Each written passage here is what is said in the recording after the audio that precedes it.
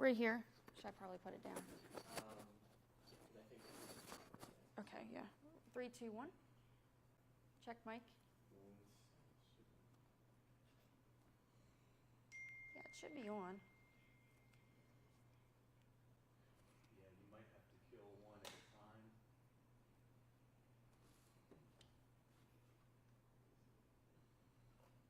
Probably just, it might be easier just to flip it from 3, 2, 1. Okay.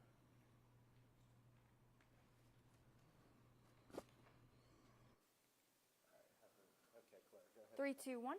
Check mic. 3, 2, 1.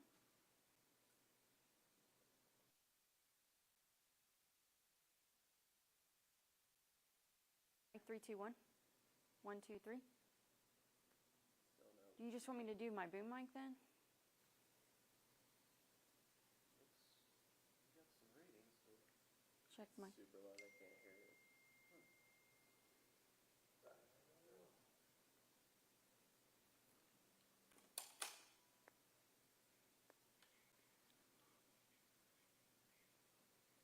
Okay. Talk into the mic on the stand. Real quick. 3, 2, 1. Check mic. 3, 2, 1. You have her on that? Mm-hmm. Check mic. 3, 2, 1. 1, 2, 3. Check mic. 1, 2, 3. Those levels are just as small.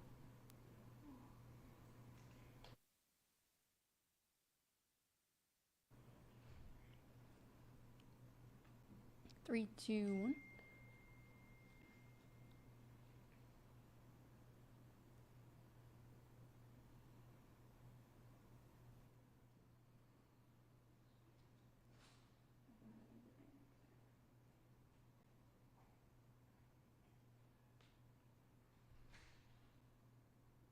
Keep talking.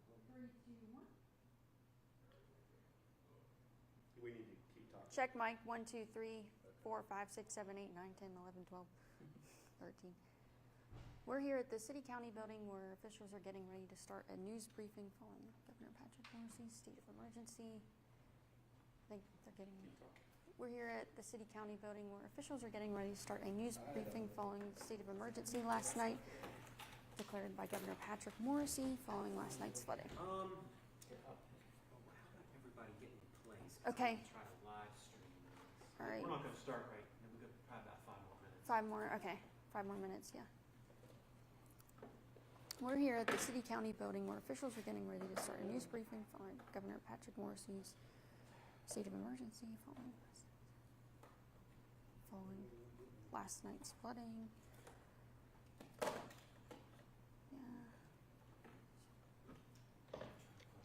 Hey, they're having some audio issues right now. We still have about 5 minutes. Well, we'll wait till everybody's good to go. Good to go? This is important information. Okay, all right, bye. Okay, Claire, talk like a normal voice, not like low. Oh, he told me to turn my mic off because we're on YouTube right now.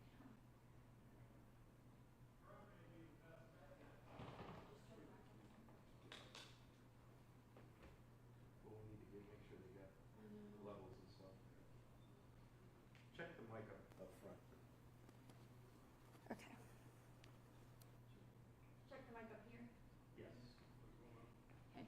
3, 2, 1. Check mic. 3, 2. 3, 2, 1. Check mic. Are you getting her on that one? 3, 2, 1. Keep talking, Claire. 3, 2, 1. Check mic. 3, 2, 1. We should be getting that. Okay, they're getting you up there. I don't know about the wireless. Check the wireless, Claire. Okay. Try moving the mic right up the collar part, right up next to your throat. That might help. 3, 2. A little higher. 3, 2. Right up there. 3, 2, 1. Check mic.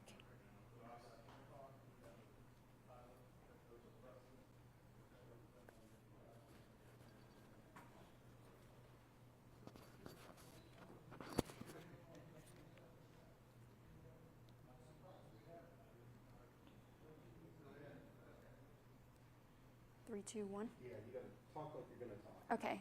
Check mic. It looks like it's working. Gotta keep talking. 3, 2, There you go. 1. There you Check mic, 3, 2, 1. 1, 2, 3. You guys getting her or not? Check mic.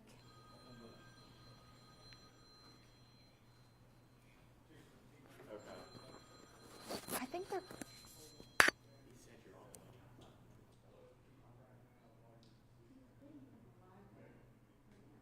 Is the mic on or not? It was on. I don't know.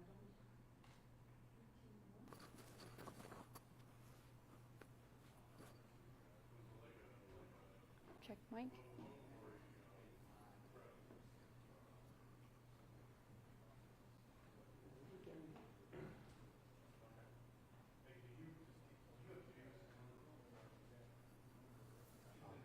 You guys okay?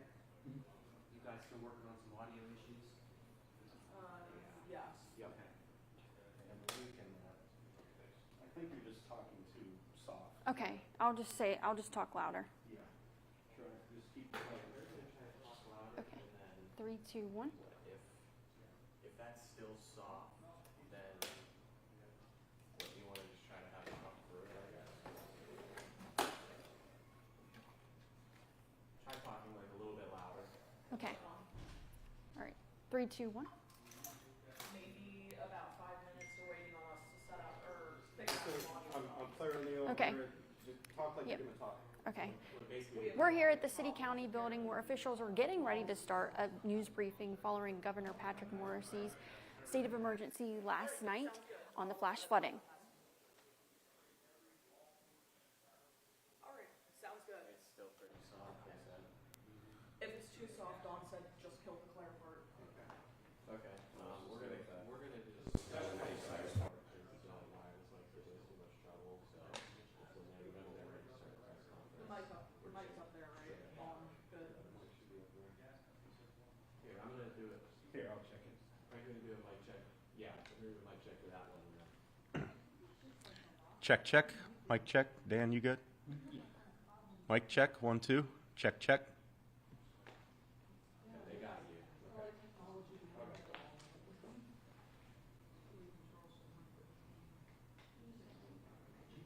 Okay.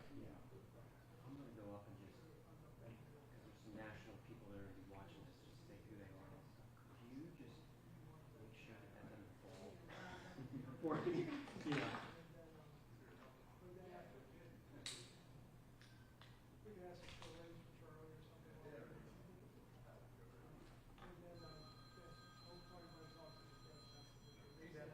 And then I'm gonna step away and I'll also here, she says,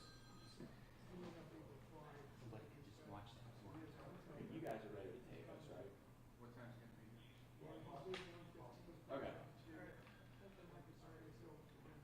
We worked through our issues. We're good to go. Okay.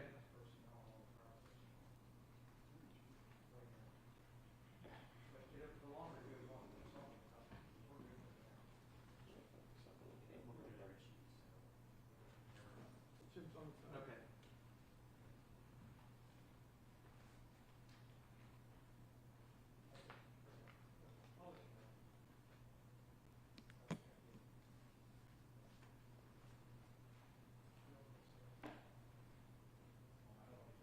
Okay. Are they rolling on this back there? Mike? Are they gonna record this? Are you guys going to record this or no? Yeah, tell them to roll on. Okay, go ahead. Yeah, go ahead and do that. They're logging in now, so.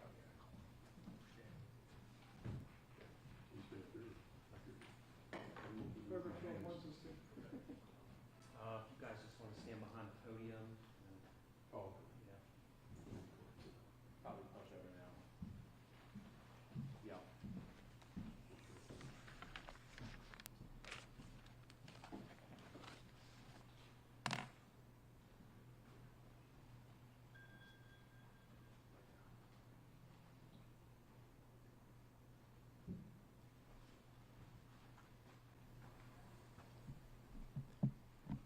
You wanna stand over here, Chief?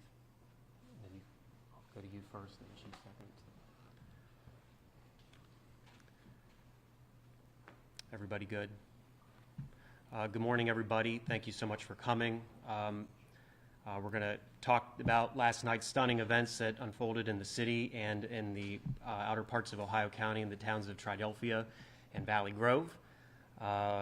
Emergency Management Director Lou Vargo is here. He's going to talk about overall what happened last night, where we are with search and rescue operations and getting people the help that they need. And then Wheeling Fire Chief Jim Blazier will go on to talk about some of the search and rescue efforts and recovery efforts as well that are going on along our waterways. So I'll turn it over to Lou Vargo. Thanks, Phil. As you know, last night around 8 o'clock p.m., we had a storm pass through the city of Wheeling and Ohio County. According to the National Weather Service, we received between 2.5 and 4 inches of rain within about a 30-minute period. We almost immediately started getting 911 calls for rescue of people being trapped in there. All volunteer fire departments were alerted. The Wheeling Fire Department was alerted. I asked for a request from Chief Blazier for the swift water team because we have vehicles in the creeks and people who are stranded. He eventually went to a second alarm where he brought in his second crew because there were so many calls going on at the same time. During this time, we had major infrastructure damage to roads, bridges, and highways where we couldn't respond to a lot of incidents, so we were delayed in getting there because there was just so much damage. Unfortunately, during the rescues last night, we have confirmed there has been 3 fatalities, and we do have reports of missing persons. At that time last night, Emergency Operations Center here in Wheeling was activated. A state of emergency was declared for the city by City Manager Robert Herron, and Zach Abraham, our commission president, declared a state of emergency for the entire county. We've also passed that on to the state, and Governor Morrissey has just recently signed a state of emergency for Ohio County, which opens up the possibility of all state resources, including the National Guard. The Department of Highways has asked for Guard assistance because of such extensive damage. As the Department of Highways has done their damage assessment, we have road closures. Route 40 from Elm Grove on, from Peters Run all the way out to Valley Grove are closed. Shore Creek, Peters Run, Warden's Run, Battle Run, GC&P Road, Middle Creek, Junior Avenue, Dixon's, and McGraw's. Not only is there debris on the roads, some of those roads are washed away. It's just very dangerous. So we're pleading for everybody to please stay away. This is an active disaster area. The roads are damaged. It's unsafe for you to be there. It's unsafe for you to have traffic out there with our first responders doing that. So we just plead for you to stay away from that area and let the first responders and Department of Highways and all the services out there do our job so we could get the citizens back into their homes as quickly as possible.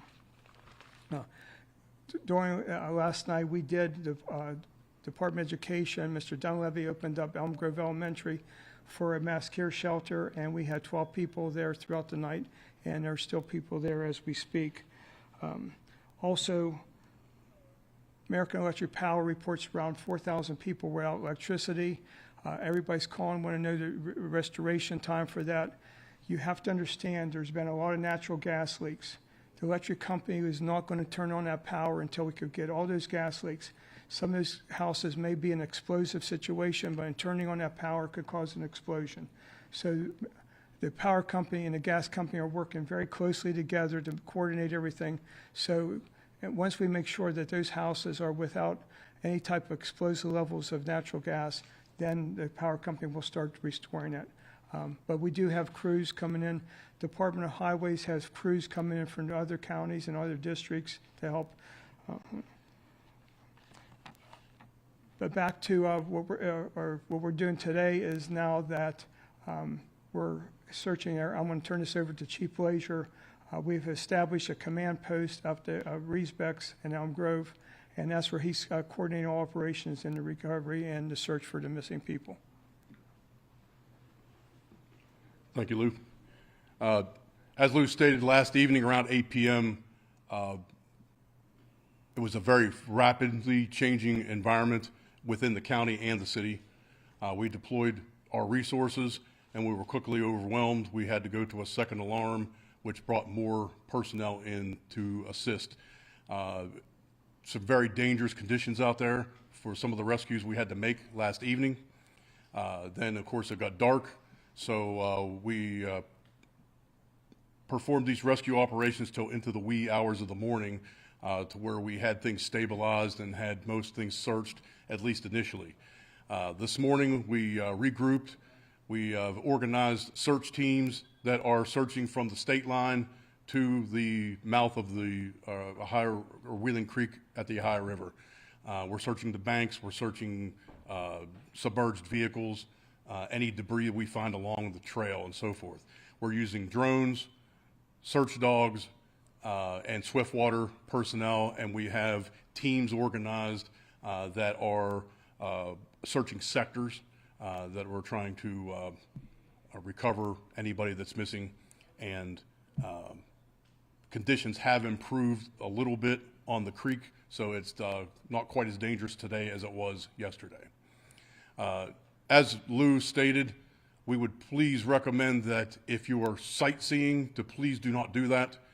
You're impeding the rescue efforts or the recovery efforts, and also you're impeding the efforts of the infrastructure replacement, like AEP, natural gas employees, DOH, things like that, that are trying to get these roads opened up and back to some sort of normalcy.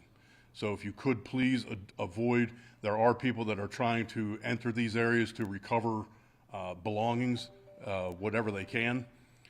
So we would reserve entry into these areas to those folks. That's all I have. I also want to mention, if you have any family members that you cannot get a hold of or you're concerned about them, call the Emergency Operations Center. It's 304-234-3756, and we will add those people to our list of missing persons and make every attempt to find them. Also, we have a lot of calls about people who like to donate things. Again, call the Emergency Operations Center at 304-234-3756, and we'll keep a list of that. We have requested a lot of flood cleanup kits from the state. Those should be arriving tomorrow, and we'll be getting those out to all the people. We'll set up a point of distribution at the command post where Chief Blazier is at the Elm Grove Breezebecks, and we'll have it. Is there any questions that either of us can take? Can you repeat that phone number again? I want to make sure I have that. The emergency operations number is 304-234-3756. And the EOC will remain staffed throughout the event. We'll downsize as needed, but until we get everybody found and get every city and the county back to some source of normalcy, we'll still be working out of the EOC. How long have people been working now who've been out there rescuing? Have they had any breaks at all since last night? You really want to know? Yeah. Maybe an hour. We went home, took a shower, changed, and that's been about it. But, we're not going to rest until we do. Yeah, we've always had, all our volunteer fire departments, I mentioned, we went to all hands almost immediately, and they've still been working. They're helping all the residents with any type of recovery. We have some heavy equipment coming in because there's just so much debris.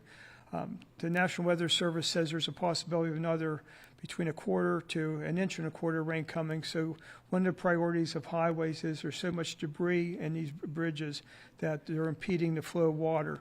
So one of the goals for the Department of Highways is to get those bridges cleared out. So if we do have any additional rain, that it's not going to be obstructed by the debris. So that's been their priority. We talked to North Fork Landfill. They've opened up for us, and they'll be open for duration, so we get that debris and get it up to the landfill, get it out of there, so we could get everything moved back. There were reports of people being rescued from trees. Did that happen in any instances? I said almost immediately from when just being at home, when the rain started, we started getting 911 calls. I mean, it happened so quickly and so fast.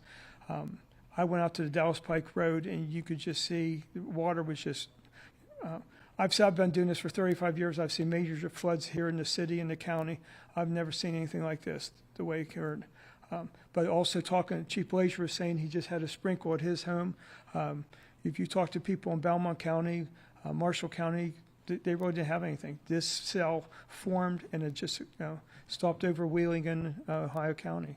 It's Mother Nature. You can't predict it, and they do everything. We knew there's a chance of a flash flood, but everything looked good, but you could just see it coming and it hit. Were there any dramatic rescues that you can tell us about? Any dramatic rescues? Yes. Oh, Whenever you're rescuing somebody in swift water, they're all dramatic. dramatic, yeah. So, Yeah, there was people in trees, there was people hanging from, and like I said, we had a trailer on fire that the road on both sides of that was given out. We couldn't really get a response to it until some of that fire, water receded, because the roads were out, so. Did that house turn out to be a total loss? I believe so. I was out in the Triadelphia area,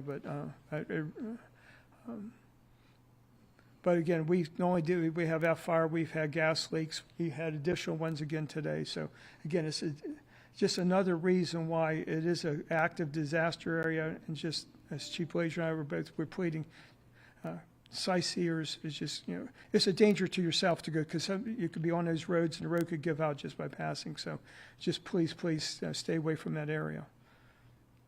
Do you have the total of how many people are still missing, or a rough estimate? It's changing. We have 4 or 5 on the list, but we just got another call. Some of these people may be missing, or just their cell phones are gone or things like that. So we haven't confirmed that for sure, but we're going to look at that. There's a lot of cars that have been missing. Some of those are things. So through law enforcement, the Wheeling Police Department, and the Sheriff's Department, will be tracking those cars to see if there's anybody in there. And then you said there's a possibility of the National Guard coming in. What are the odds of that, and how soon, if they do come, would they be down to help? Like I said, Department of Highways is going up through their chain of command. They've done a more thorough assessment. One of the things we'll be doing now, as the Department of Highways did, is assessing how much damage and what equipment is necessary. We'll also be doing that for the individuals, all the citizens of Wheeling and High County that had damage to their homes. We know that there has been a couple houses have been destroyed. There's also one. So that's one of the priorities we'll be doing now, is damage assessment.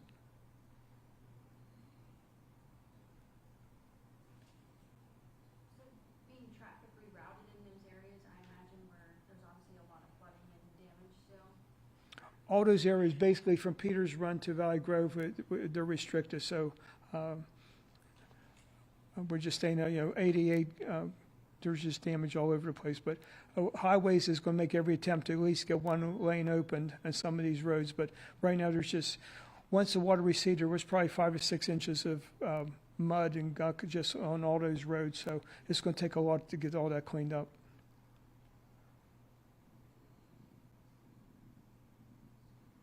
Is there any other questions anybody has? another thing I'd like to add is the appreciation of first responders from the tri-state area. We've had an outpouring of support and offering of personnel that's come to the scene. Those are how we've been able to organize so many search teams today, was the first responders that have reached out to us and sent equipment and help in our time of need. Yeah, we've been getting calls from throughout the state, Morgantown, Marion County. We do have a couple of drones from Marion County are here. Belmont, Brook, Marshall, everybody here. It was, like I said, of all the 55 counties, for whatever reason, Mother Nature just picked Ohio County this time, and we're the only ones that really have that damage. But as I always say, emergency management, we just got a great team. It's just not restricted to our, we got the best first responders here in Ohio County, but just emergency management is just quite of a team effort. Everybody's helping each other. Philip, anything else you want?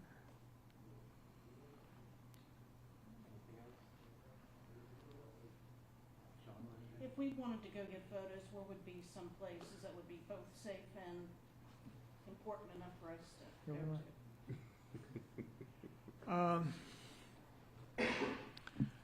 Like I would said, probably restrict photos at this time because we do not know where there may be victims present and things like that. So Yeah. it's a sensitive situation out there right now. Plus, you have people that have lost everything. Yeah. So I think probably the best. I think we should respect their privacy at this point. If you want to do a Reesbex and just get a picture of the command vehicles and the teams we have out there, that's where most of the activities occurring. But Chief Blazier said, just the damage and the people's property, and it's devastating out there. Now, you said that a shelter was opened at the elementary school last night. How long is that going to remain open? Well, right now, there's only about 10 people. We're working with the American Red Cross, and maybe we get them some more long-term housing, like in the hotels or things like that. You know, we open up these shelters, but, you know, people are sleeping on army cots and things like that. It's not, you know, they've been devastated with their houses, and it's not the ideal thing, but so we're going to try to get them out into some more suitable shelter than just a school.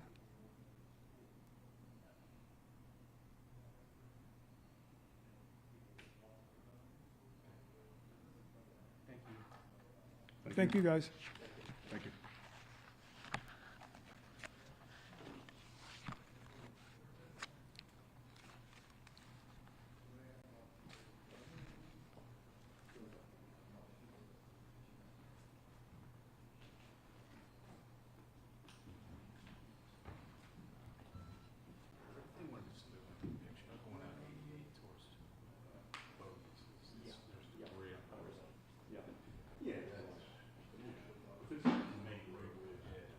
Oh, perfect, great.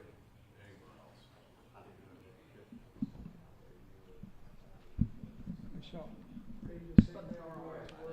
Thanks,